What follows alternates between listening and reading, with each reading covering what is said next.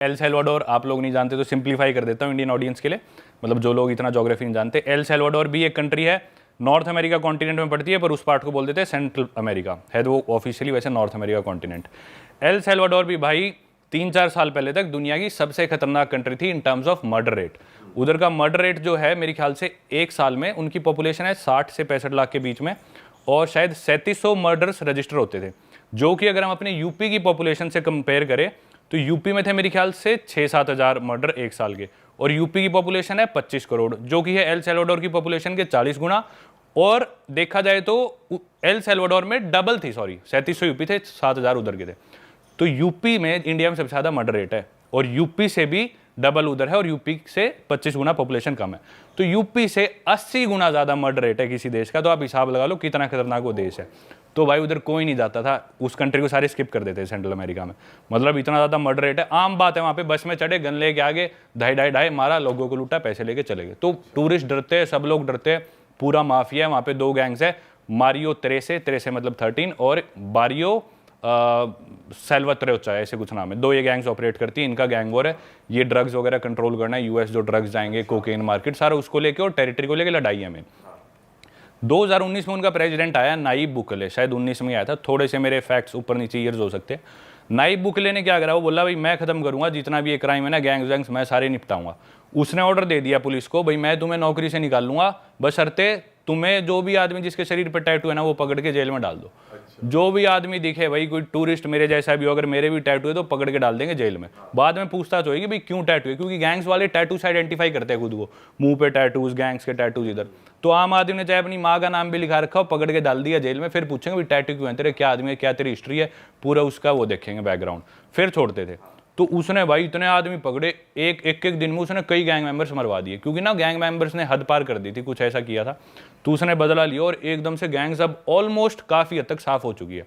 तो मैं गया जस्ट इस इंसिडेंट के बाद, लोग अभी भी नहीं जा रहे थे, तो भाई मैंने जाके देखा ना भाई, इतना ज़बरदस्त देश लगा मेरे को, काफ़ी तो सस्ता, और इतना अनएक्सप्लोर्ड भाई, इतनी सुंदर सुंदर वहाँ पे लेक्स, मेरे अलावा कोई टूरिस्ट नहीं वहाँ पे, इतना मज़ा है ना भाई ज़बरदस्त।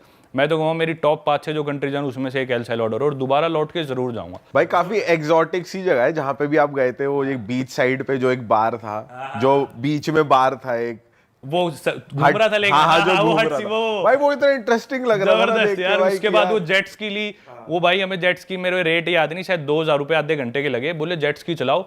वो पूरा हरी भरी लेक है, उसके चारों तरफ हरा भरा बिल्कुल ब्लू लेक। समुद्र में जेट स्की में इतना मजा नहीं आता, क्योंकि लहरें बड़ी छोटी हो जाए, यूं भी लगता है शार्क आ गई कुछ कर दिया तो और डूब जाए तो वो, लेकिन लेक थी, सुंदर था, ना इतना ज्यादा खतरनाक मछलियों का डर, पानी भी स्टेबल सा था, बहुत मजेदार। लेकिन आप उस ग्रुप में जो अंग्रेज था वो बड़ा बदतमीज, वो यार दोस्त है मेरा, सीढ़ी चढ़ रहे थे तो बंदी को स्पैंक कर रहा है और आप हंस रहे हो। वो यार उसकी गर्लफ्रेंड है, वो मेरा ओलिवर नाम है उसका, ब्रिटेन का ही है, और उसकी वो गर्लफ्रेंड है गैबी, कल उसका बर्थडे भी था, तो वो कपल है, तो काफी क्लोज हूं मैं उनके। हाँ, वो अपनी गर्लफ्रेंड को ऐसे स्पैंक कर रहा था। मस्त बंदे है वो यार। भाई आपकी जैसे अंग्रेजों से भी दोस्ती रही है, और जैसे अपने इंडिया में दोस्ती यारी रहती है कि भाई मरने मारने वाली सीन रहता है कि भाई पे कोई बात आ जाए, वैसे मुझे लगता है अंग्रेज काफी कोल्ड होते हैं, क्योंकि मैं आपके व्लॉग्स में ही देख रहा था।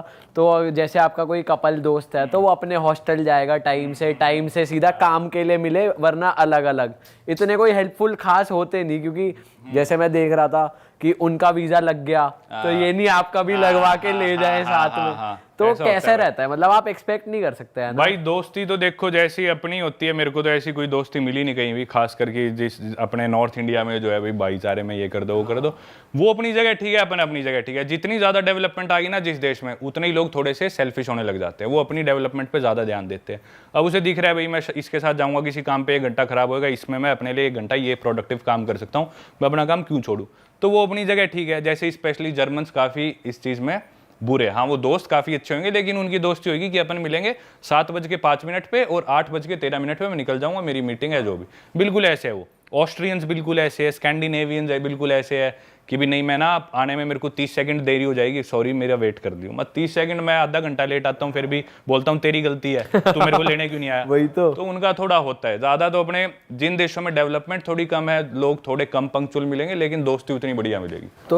तो जैसे सामने वाले आपको पता है कि मौका आने पे आपकी हेल्प नहीं करेंगे, तो आप अपना इंडियन पना रखते हो या जो जैसा उसके साथ वैसा? नहीं भाई मैं सही बताऊं तो मेरी 26 साल उम्र है, और कितने 70 देश घूम लिया। मैं ऐसे कॉकी साउंड नहीं करना चाहता, पर मुझे नहीं लगता कि मेरी एज के किसी आदमी ने इंडिया में मेरे से ज़्यादा दुनिया देखी होगी। मैं ऐसे शो ऑफ नहीं कर रहा, पर मैं मानता हूँ जेन्युइनली दुनिया हो सकता है भाई 2-4 देश शायद फालतू देख लियो, पर मैं नहीं मानता लोगों से मिला हो, या लोगों से हो सकता है कोई यहाँ पे इलेक्शन लड़ रहा हो सकता है हर स्टेट के आदमी से मिला हो। अलग अलग माइंडसेट, अलग अलग एथनिसिटी, अलग अलग कल्चर्स के लोगों से मेरे को नहीं लगता है मेरे से ज़्यादा दुनिया में किसी ने देखा और मिला। तो भाई मैं समझ लेता हूँ कि भी किसके साथ कितना बैरियर मेंटेन रखना है, किसके लिए कितने एफर्ट डालने हैं, तो वो चीज़ मैं काफ़ी अच्छे से समझ लेता हूँ। अब जैसे आप लोगों के साथ है ना, मेरे को बिल्कुल ऐसा लग रहा है मेरे घर परिवार में चाचे ताऊ के लड़के मेरे खास दोस्त है, तो बिल्कुल खुल के बात करूँगा। आप मेरे को कोई काम कह दोगे पॉडकास्ट के बाद, कल परसों अभी, तो मैं करूँगा। वहीं अगर कोई और होता है भाई, मेरे को लग रहा है ये अपना काम देख रहा है, मैं उसकी कोई बुराई नहीं करूँगा, पर उसी तरह से पेश आओ, जो जैसा वैसे रहो। इंसान पर रखने की स्केल आ गई। हाँ, वो आपने। मेरे को मैं मानता हूँ काफ़ी अच्छी है। कभी धोखा खाया आपने किसी ट्रिप पे कि भाई किसी पे भरोसा कर लिया, वो साला चोर निकला? हाँ, एक बार हुआ। सुनाओ। तो अभी रिसेंटली हुआ, मैं निकारागुआ, आपने मेरी सीरीज भी देखी थी। तो भाई निकारागुआ की बात है, मैं अब लोगों को थोड़ा सिंप्लीफाई करता हूँ। निकारागुआ एक और देश है, नॉर्थ अमेरिका कॉन्टिनेंट में है, ऑलमोस्ट डिक्टेटरशिप ही है वहाँ पे, very hard to get in for Indians. तो एनीवेज वहाँ मैं पहुँच गया, उधर एक हॉस्टल लेके रुका।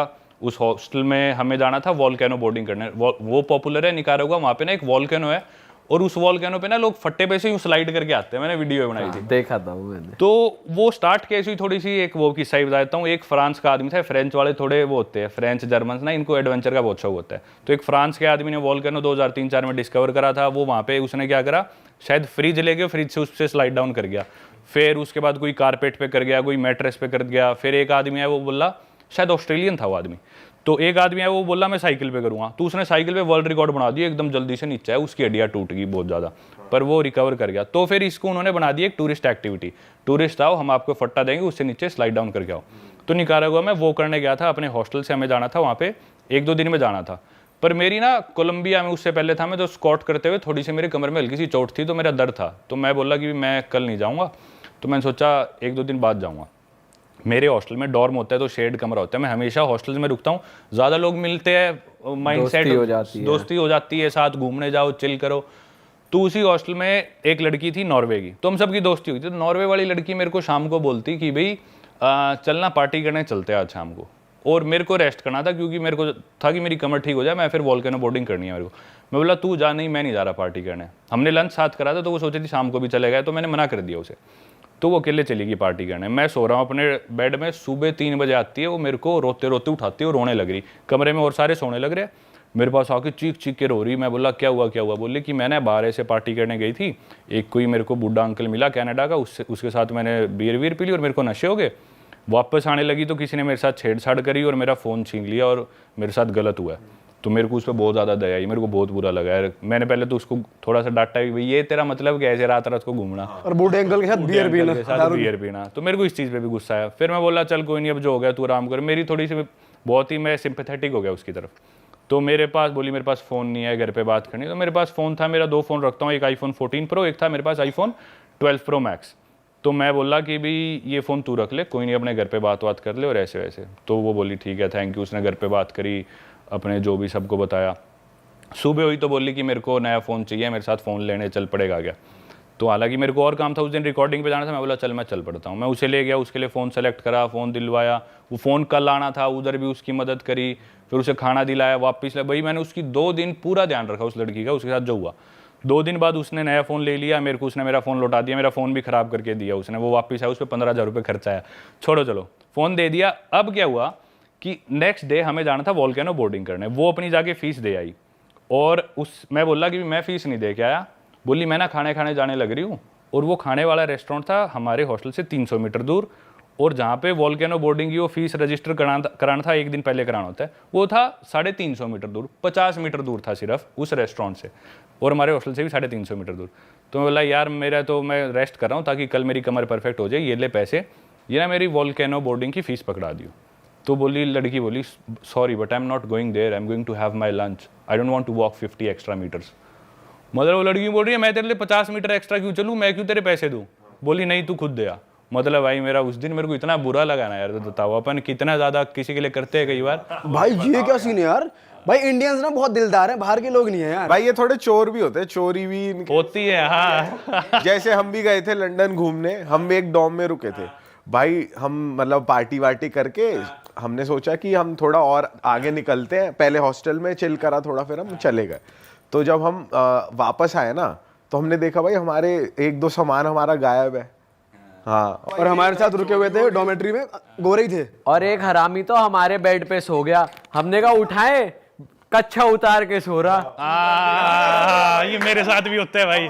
भाई एक तो वो बंदा ड्रंक, उसकी कमर पे रखा हुआ सुट्टे का डब्बा, और वो बंदा नेकेड बैठा उसकी चूतर दिख रही। मैं कहा बे यार, बेशरम से होते हैं ये थोड़े, है ना। भाई फिर हम परेशान हो गए, हमने कुछ नहीं, चलो सुट्टे का डब्बा उठाया उसका, हम चलते अच्छा परम भाई, आप देखो 70 कंट्रीज आपने ट्रैवल करी हुई है, तो कोई ऐसा कल्चर आप कहीं गए हो, आपने देखा हो कि भाई ये कल्चर तो बहुत ही ज्यादा अलग है जो लोग फॉलो करते हैं? भाई अलग से अलग कल्चर देखे, अलग से अलग लोग देखे, हर सेक्सुअलिटी के, ओरिएंटेशन के, माइंडसेट के। सबसे अच्छा कल्चर तो मैं अपना कल्चर मानता हूँ, जो भी कल्चर है। पर क्या है ना, हर कल्चर में अच्छाइयाँ देखो जो भी है। और एक चीज़ ना बहुत ज़्यादा जो मैंने ट्रैवलिंग से ही सीखी, भाई कई कल्चर्स बिल्कुल अपोजिट होंगे, पर अपने लिए वो चीज़ बहुत अजीब है। जैसे वो इथोपिया मुर्सी ट्राइब में गया था, औरत अपना होठ काट के उसमें प्लेट डाल लेगी, और वो सोचते कि भी ज़्यादा सुंदर लग रही हूँ, मेरा होठ बड़ा होगा, होठ में छेद बड़ा होगा। तो दो आदमी लड़ेंगे, एक आदमी मर जाएगा, जो जीतेगा आदमी वो अपनी पसंद की लड़की गांव से चूज़ करेगा, उसके बाद उसकी शादी हो जाएगी। ये चीज़ बहुत अजीब है। पर ना हम उधर देखने गए हैं, उनके पास गया हूँ, तो मैं जाके बोलूँ भाई ये क्या कर रहे हो, अजीब है। वो चीज़ मैं गलत मानता हूँ, क्योंकि मैं गया ही क्यों वहाँ पे। एक तो दूसरी चीज़ ना, जैसे अपने अंदर अरेंज मैरिज का कॉन्सेप्ट बहुत नॉर्मल है इंडिया में। यही बात आप किसी गोरे को बता दो, कहेगा ये क्या मतलब, ये क्या कल्चर हुआ तुम्हारे, घर वाले कैसे तुम्हारा पार्टनर डिसाइड कर देंगे। वहीं अगर हम बाहर जाएंगे तो सिर्फ बीफ खाते हैं, अपन बीफ नहीं खाते बिल्कुल भी। अपने लिए बीफ खाना मतलब बहुत बड़ा पाप है। बाहर मीट ही बीफ चलता है सबसे ज़्यादा। तो देखा जाए ना, तो मतलब हर कल्चर अपनी जगह ठीक है। वो बीफ खाते हैं, ठीक है भाई, उनको वो अवेलेबिलिटी है, उनको अपने हिसाब से शादी करनी है, करो। उनका जो लाइफस्टाइल है, एनवायरनमेंट है, उसको देख के उन्होंने डेवलप किया। हमारे कल्चर अपनी जगह। तो भाई अजीब वगैरह होती है, सारी तरह के लोग देखे, ओपन मैरिजेस देखी है, और कई 70-70 साल के लोग हैं, कभी शादी नहीं करी, बहुत खुश है, पर ज़्यादातर ऐसे होते हैं डिप्रेशन में है। तो सारी तरह के लोग देखे हैं, सब चीज़ें अपनी जगह, वो ठीक है, अपनी जगह अपन ठीक है। भाई आपने टर्म बोला ओपन मैरिजेस, ये क्या चीज़ है और ये कैसे प्रैक्टिस करते हैं? ओपन मैरिज होती है भाई जब आपकी शादी होगी, but then you're still looking for new sexual partners, मतलब पति भी और पत्नी भी।